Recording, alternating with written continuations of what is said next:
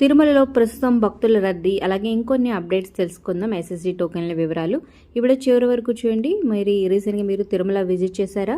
మీ అభిప్రాయాలు కింద కమెంట్ చేయండి. అలాగే మీకు ఏమైనా డౌట్స్ ఉంటే దర్శనం విషయంలో కానీ ఇంకా టికెట్స్ విషయంలో కానీ అలాగే ఒక లైక్ చేసి వీడియో షేర్ చేయడం మర్చిపోద్దు. మరిన్ని అప్డేట్స్ కోసం మన ఛానల్ని సబ్స్క్రైబ్ చేసుకోండి.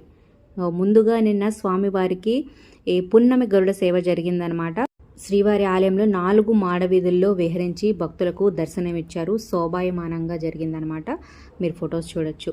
ఇక రేపటి ఎస్ఎస్డి టోకెన్ల అవైలబిలిటీ చూడొచ్చు అనమాట. శ్రీవారి మెట్టు దగ్గర 2439 అవైలబుల్గా ఉన్నాయి. అలాగే తిరుపతి దగ్గర 11,406 టికెట్లు అవైలబుల్గా ఉన్నాయన్నమాట. సో తిరుపతిలో భూదేవి కాంప్లెక్స్, విష్ణు నివాసం అలాగే శ్రీనివాసం దగ్గర ప్రతిరోజు 2 గంటలకి మధ్యాహ్నం ఎస్ఎస్డి టోకెన్లు ఇస్తారనమాట. తర్వాత రోజు దర్శనం కోసం. సో ఆ టైం స్లాట్ అవైలబుల్ టోకెన్స్ మీరు చూడొచ్చు. అలాగే తిరుమలలో ప్రస్తుతం భక్తుల రద్దీ కొంచెం పెరిగిందనే చెప్పొచ్చు. మొత్తం 31 కంపార్ట్మెంట్లో భక్తులు వేచి ఉన్నారు దర్శనానికి. అంటే సర్వదర్శనం ఎటువంటి టోకెన్స్ లేకుండా తీసుకుని వెళ్ళే వారికి 18 గంటల సమయం పడుతుందన్నమాట.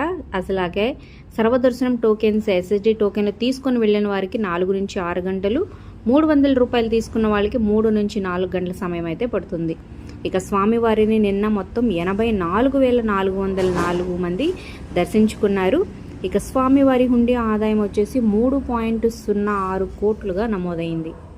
అలాగే మరొక అప్డేట్ వచ్చేసి ఆగస్టు 16వ తారీఖున ఎస్వి గో సంరక్షణశాలలో గోకులాష్టమి వేడుకలు అయితే జరగబోతున్నాయి అన్నమాట.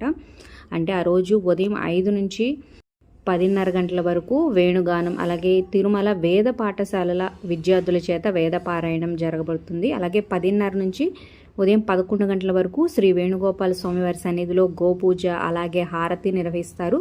అలాగే 11 గంటల నుంచి సాంస్కృతిక కార్యక్రమాలు అలాగే వేణుగోపాల స్వామివారి దర్శనం ప్రసాదం పంపిణీ చేస్తారనమాట. ఇక సాయంత్రం 6 నుంచి 8 గంటల వరకు టీటీడీ హిందూ ధర్మ పరిషత్ ఆధ్వర్యంలో హరికథ కార్యక్రమం నిర్వహించబోతున్నారన్నమాట. ఈ విధంగా గోకులాష్టమిని సెలబ్రేట్ చేయబోతున్నారు.